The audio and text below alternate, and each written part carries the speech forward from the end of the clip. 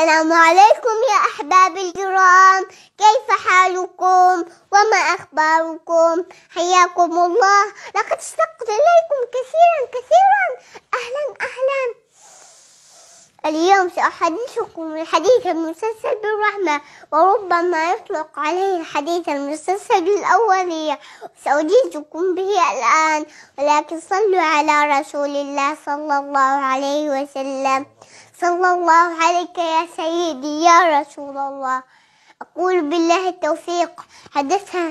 حدثنا شيخنا الشيخ شعبان الشعار رضي الله عنه قال حدثني جماعة من الشيوخ بأسانيدهم المتصلة إلى سفيان بن عيينة عن عمرو بن دينار عن أبي قابوسة عن عبد الله بن عمرو بن العاص رضي الله عنهما قال رسول الله صلى الله عليه وسلم: الراحمون يرحمهم الرحمن تبارك وتعالى، ارحموا من في الأرض يرحمكم من في السماء.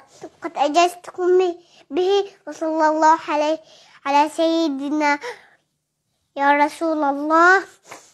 إني أحبكم في الله، لا تنسوني من صالح دعائكم، والحمد لله رب العالمين.